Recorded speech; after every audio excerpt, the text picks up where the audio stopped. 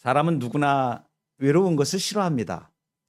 그래서 끊임없이 누군가를 만나고 또 친구도 사귀고 내 곁에 관계를 이렇게 형성을 해서 사람들을 두려고 하죠.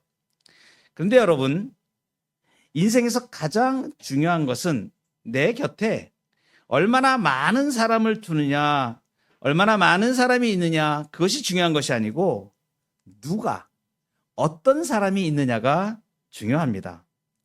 인생이라는 긴 걸음에서 우리를 살리는 것도 관계이고 또 망가뜨리는 것도 관계이기 때문이죠. 그래서 오늘 잠언 13장 20절 말씀에서는 중요한 질문을 사실은 우리에게 던집니다. 지금 당신은 누구와 함께 걷고 있습니까?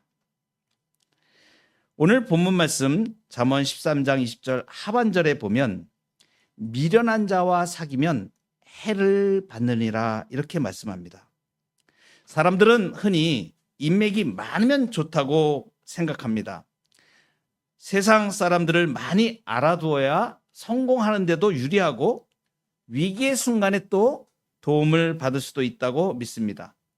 그래서 영적으로도 유익하지 않은 만남이지만 끊어내지 못하고 끌려다닐 때가 많습니다. 그러한 부분에 대하여 오늘 주님이 말씀하시는 거예요.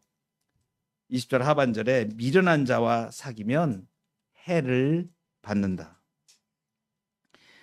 성경에서 말하는 미련한 자는 지능이 낮은 사람을 말하는 건 아닙니다. 어떤 사람이냐면 하나님이 없다고 여기면서 자기 욕망과 고집대로 살아가는 사람을 미련한 사람이라고 말합니다. 그러니까 이런 사람이에요. 입만 열면 늘 불평을 쏟아내는 사람. 세상의 탐욕과 쾌락을 자랑하기에 여념이 없는 사람. 하나님의 말씀과 교회를 가볍게 여기는 사람. 이런 사람이 미련한 사람입니다.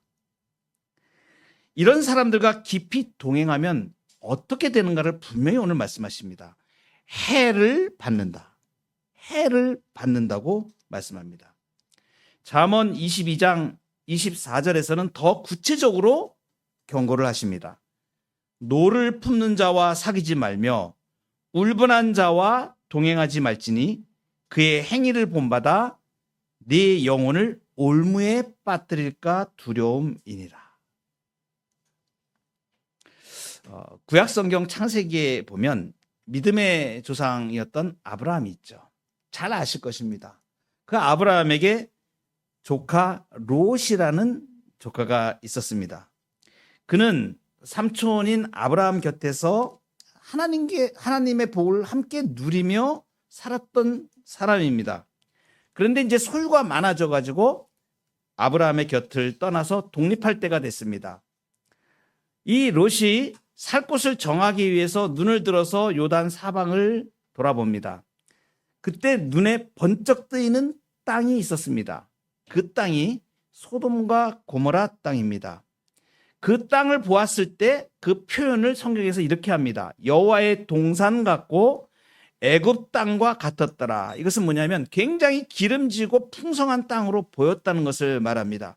세상적인 눈으로 볼 때 풍요롭고 화려하고 저 땅에 가면 내가 무조건 성공할 수 있겠구나. 이렇게 성공이 보장된 것처럼 보인 땅이었죠.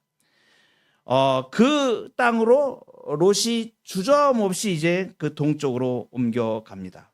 그런데 그 화려해 보인 땅의 실상은 무엇이었는가? 성경에서 분명히 이렇게 말씀을 하세요. 소돔 사람은 여호와 앞에 악하며 큰 죄인이었더라. 성경에서 이 말씀을 붙여놓은 말씀 이유가 있죠. 롯이 지금 겉으로 보기에 성공을 해줄 수 있는 그러한 땅으로 보였는데, 기름진 땅으로 보였는데 실상은 여호와 앞에 악한 땅이었다고 지금 말하는 것이죠. 그러니까 롯이 처음부터 나 죄 지으러 소돔으로 가야지 이렇게 마음먹은 게 아닌 것이죠. 그저 세상적으로 성공하고 싶었고 화려한 유행을 따르고 싶었습니다.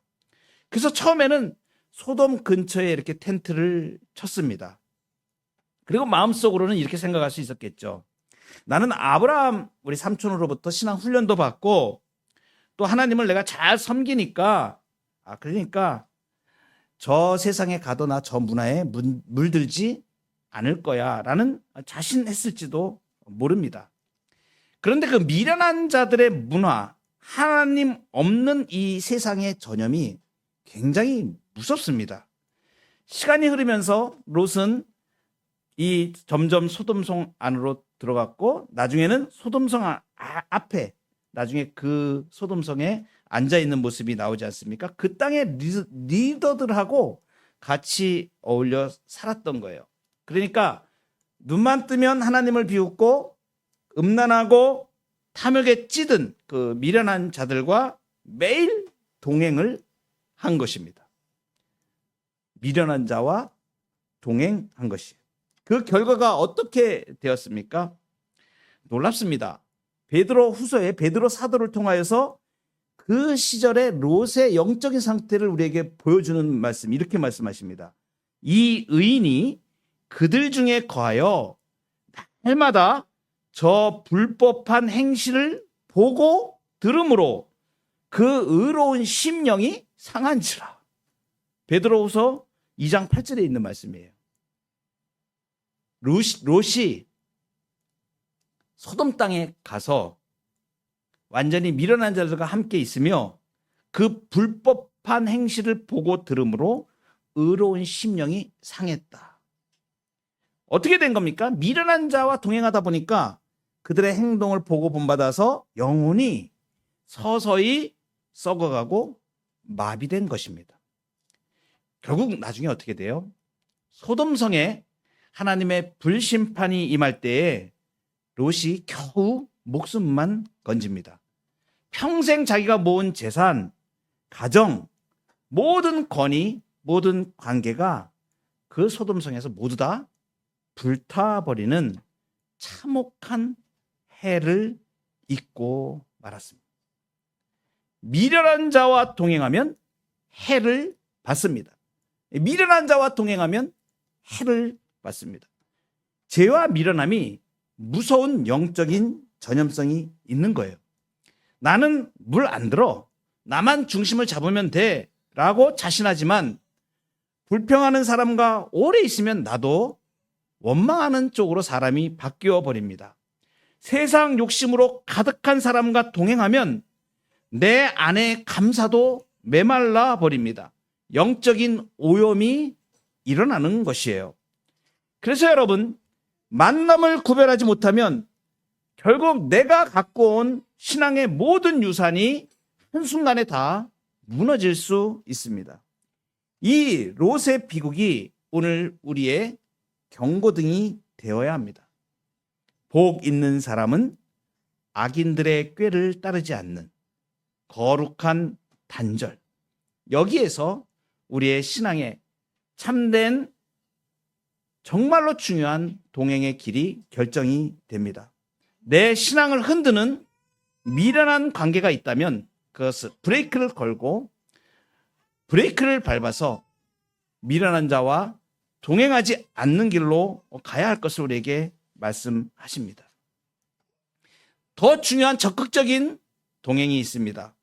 그것은 어떤 것입니까? 지혜로운 자와 동행하는 것입니다. 그래서 20절 상반절에 지혜로운 자와 동행하면 지혜를 얻고 라고 말씀하십니다.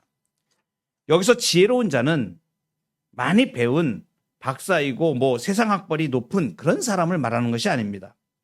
여기서 말하는 지혜로운 자는 하나님을 경외하고 말씀의 기준을 따라 사는 사람을 말하는 거예요. 세상 정치 이야기, 쾌락 이야기, 남을 험담하는 말, 이런 말이 아니고 그 사람은 입만 열면 하나님이 주신 은혜를 나누는 사람입니다. 그런 사람 옆에 가면 어때요? 내가 영적으로 침체해 있을 때 내 믿음에 권면을 해주고 또 그분이 나에게 권면을 해서 다시 기도의 자리에 함께 나아가도록 도전을 받습니다. 이런 영적 동반자를 두는 것이 인생의 가장 큰 자산입니다. 특별히 오늘 말씀에서는 아주 명확하게 지혜로운 자와 동행하면 지혜를 얻는다라고 말씀하십니다. 세계 역사상 가장 위대한 신학자로 일컬어지는 어거스틴을 여러분 잘 아실 것입니다. 우리는 그 사람이 어떠한 이력을 가지고 있는지 잘 몰라서 그냥 경건한 성도인가 보다, 또 신학자인가 보다 이렇게 생각할지 모르지만, 사실 이 어거스틴은 젊은 시절에 지독한 방탕과 영적 방황을 한 사람입니다. 머리는 기가 막히게 똑똑한 천재였어요. 젊은 나이에 당시에 수사학 교수가 될 정도로 세상 학문과 성공의 정점에 섰던 사람입니다. 그런데 이 어거스틴이 영혼의 허무함을 채우지 못해서 그 젊은 시기에 이단입니다. 당시에 마니교라고 하는데 이 마니교에 9년 동안이나 빠져 지냅니다. 그리고 육체적인 정욕을 이기지 못해서 사생아를 낳기도 했습니다. 그런 어거스틴이 30세 되던 해에 이탈리아의 밀라노로 이주하면서 완전히 그 삶이 바뀌게 됩니다. 거기에서 한 사람을 만나요. 이탈리아의 밀라노 교회를 이끌던 암브로시우스라는 목사님입니다. 처음에 어거스틴은 예수를 믿으려고 암브로시우스를 찾아간 게 아니었습니다. 저 목사님 얼마나 설교를 잘하나 보자 하면서 그 수사학적인 말씀실을 비판적인 눈으로 평가하기 위해서 예배당 뒷자리에 앉아 있던 거예요. 왜냐하면 자기는 똑똑하다고 생각했으니까.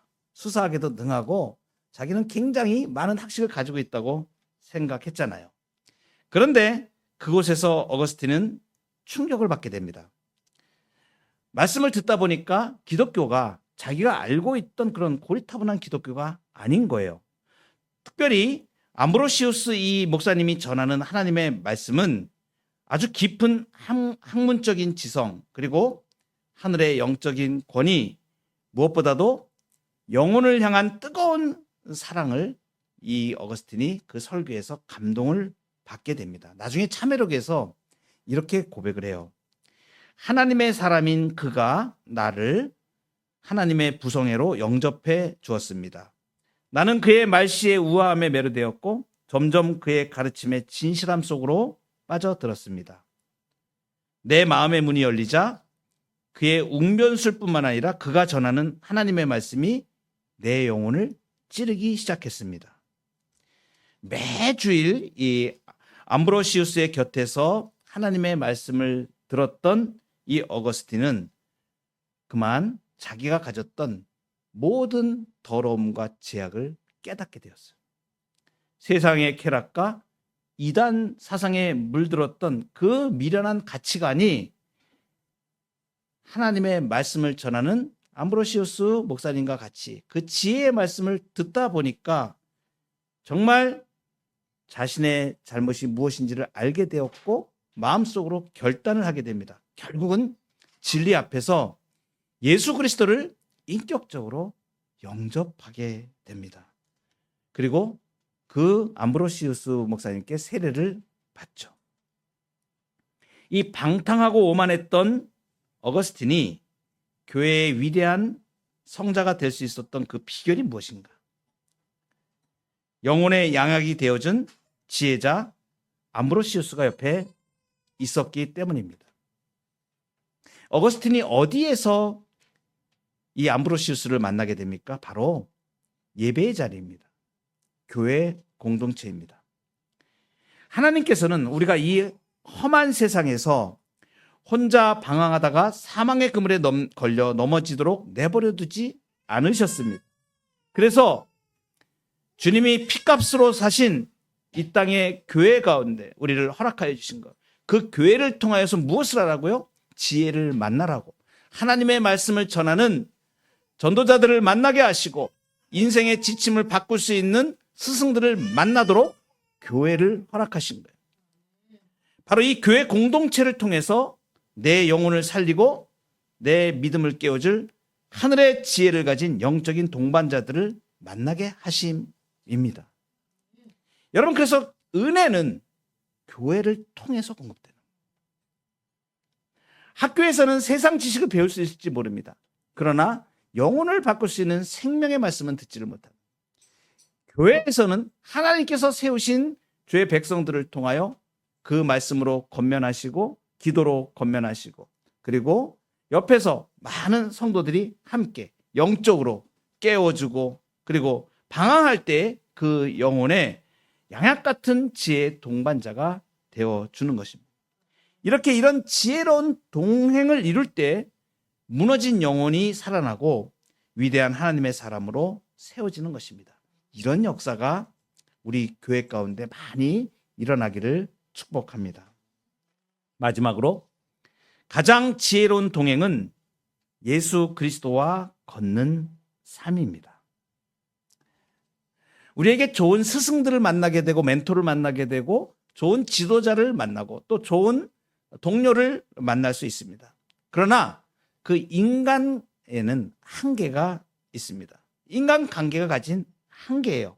아무리 좋은 믿음의 친구고 영적 지도자라 할지라도 인간은 완전하지 않습니다. 나를 완벽하게 구원할 수 없고 때로는 본의 아니게 상처가 일어나기도 합니다. 그리고 또 영원히 내 곁에 머물 수도 없습니다. 그런데 예수님은 다릅니다. 예수님은 우리를 떠나지 않으십니다. 실패해도 버리지 않으십니다. 죄를 지어도 회개하고 돌아오면 품어주십니다. 그래서 우리의 시선은 사람을 넘어서서 지혜의 근본이신 예수님께로 향해야 합니다. 골로새서 2장 3절에 보면 그 예수님을 우리에게 이렇게 말씀하십니다. 그 안에는 지혜와 지식의 모든 보화가 감추어져 있느니라. 예수님이 하나님의 비밀이시면서 그 지혜의 본체심을 우리에게 말씀해 주시는 것이에요. 지혜의 근본이십니다.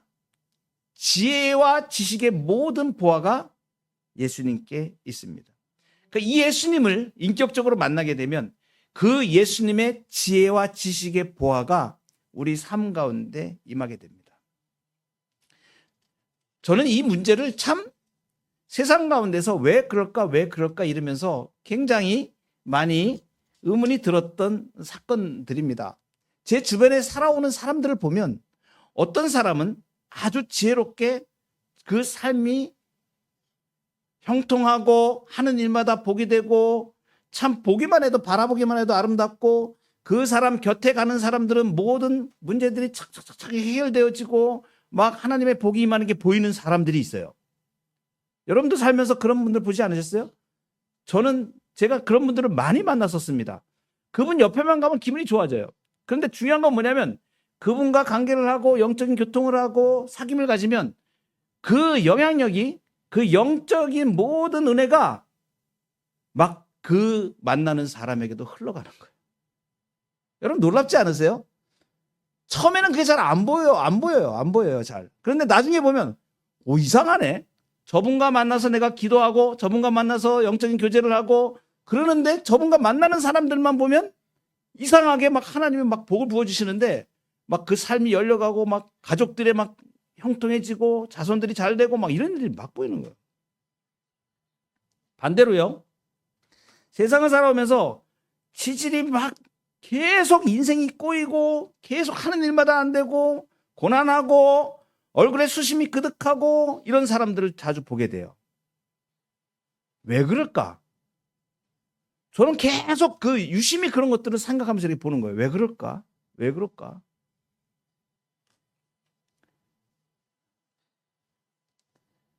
여러분 지혜와 복이 흘러가는 통로가 있어요.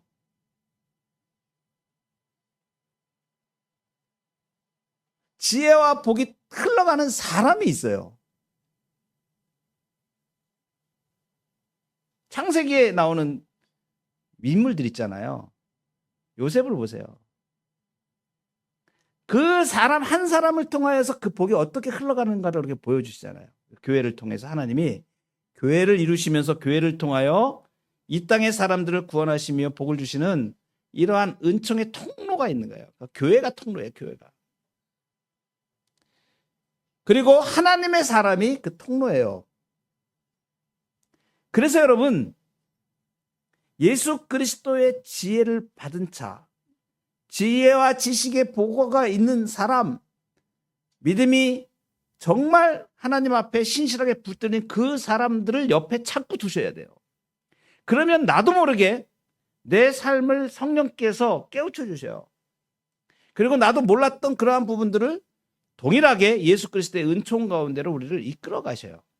그리고 믿음이 성장하게 하시고 기도하게 하시고 세상을 바라보는 시각도 바꿔주시고 아무것도 몰랐던 그 상태에서 하나님이 깨달음을 주셔가지고 그 은총의 길로 우리를 인도해 가시는 거예요. 이 일을 예수님이 하시는 거예요. 교회를 통하여 예수님은 성령을 부어주셔서 하나님이신 분이십니다. 세상에 모를 것이 없고 모든 걸 통달하신 지혜의 영이신 하나님이, 성령 하나님이 우리와 동행하시게 되면 그 지혜가 열리게 되는 겁니다. 여러분, 성령의 충만함이라는 것은 바로 이것을 말하는 거예요. 성령의 충만함이라는 건 하나님이 우리에게 우리의 심령을 통째로 지배하셔서 하나님의 말씀의 법칙이 무언가를 눈을 뜨게 하셔가지고 세상 방식이 아니라 하나님의 방식으로 이 땅을 살아갈 수 있는 지혜의 근본, 지혜의 근본이 되신 분이 예수님이세요. 예수님의 말씀을 들으면 세상의 지혜로 할 수 없는 일들을 다 하게 됩니다. 여러분, 이러한 위대한 능력들을 경험하기 시작하면 삶에서 주님을 의지하고 은혜대로 산다는 것이 무언가 그 맛을 보기 시작하면 세상의 것들이 비교할 수 없이 하찮아 보입니다. 하나님의 놀라우신 복이에요. 누가복음 24장에 보면 엠마오로 내려가는 예수님의 제자들이 나옵니다. 이 사람들이 십자가에 못 박히신 예수님을 보고 실망을 했습니다. 그래서 이제 모든 것이 끝났다라고 절망을 하고 이제 우리의 인생을 어떻게 살아야 되는가 터벅터벅 자기 고향으로 돌아가고 있었습니다. 굉장히 깊은 슬픔에 잠겼고 좌절을 했어요. 그리고 영적인 모든 눈은 다 닫혀 있었고 인생의 낭떠러지를 향해 걸어가는 것 같은 그러한 미련하고 어두운 상태에 있었습니다. 그때 부활하신 예수님이 이 엠마오로 내려가는 제자들 옆에 동행하기 시작했습니다. 이들은 예수님인지 몰랐죠. 그냥 동행 같이 가는 거예요. 예수님이 지금 옆에 동행하고 가시는 겁니다. 근데 길을 걸어가면서 구약의 말씀을 이렇게 풀어서 얘기합니다. 봐, 이사야서에 이 말씀이 있지. 그런데 이게요, 그리스도가 고난을 받고 영광에 들어가야 할 것을 설명해 주시는 말씀이에요. 이렇게 이 예수님이 이들을 위로하고 동행할 때에 이 제자들 삶에 놀라운 변화가 일어났습니다. 나중에 이들이 고백을 합니다. 길에서 우리에게 말씀하시고 우리에게 성경을 풀어주실 때 우리 속에서 마음이 뜨겁지 아니하던가. 그게 무엇이에요? 주님이 동행하면 마음이 뜨거워져서 미련하여 보지 못하던 것들이 열려서 보게 되는 거예요. 영적인 눈이 열리게 됩니다. 여러분, 가장 중요한 것이 이것이에요. 세상의 무게에 눌려서 우리는 당황스러운 일들이 세상 가운데서 수없이 많이 일어나게 됩니다. 그때 여러분, 그 절망과 공포로 가득 찬 마음에 주님께 기도하고 주님을 의지할 때 주님이 말씀 속에서 성령으로 우리에게 힘을 주시는 거예요. 감동하시는 거예요. 그래서 우리 가운데 사망의 음침한 그늘들이 막 누르고 있을 때 이것을 예수 그리스도의 능력으로 우리를 끄집어내시는 거예요. 그래서 생기가 생기게 돼요. 이 생기는 하나님이 주셔야만 생기는 거예요. 이것이 없으면 그냥 주눅들고 눌리고 세상에 치여서 안 돼, 못해, 절망이야 라는 쪽으로 가게 되는 거예요. 그런데 주님이 우리를 붙들어주시는 그 은혜를 보기 시작하면 주님은 바꾸실 수 있어. 주님은 하실 수 있어. 믿음 안에서 할 수 있어. 이렇게 바뀔 수 있는 거예요. 이것이 여러분 죽음에서 생명으로 바뀌는 거예요. 절망이 변하여 소망이 됩니다. 주님과 동행하는 그 짧은 시간 안에, 그죠? 인생의 모든 의문과 슬픔이 해결되고 다시 용기를 내서 사명의 자리로 돌아가게 되지 않습니까?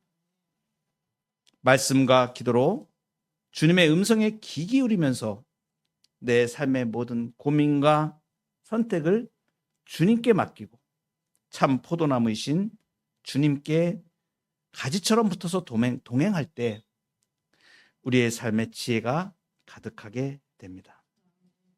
말씀을 맺겠습니다. 여러분, 지금 누구와 함께 인생의 길을 걷고 계신가요?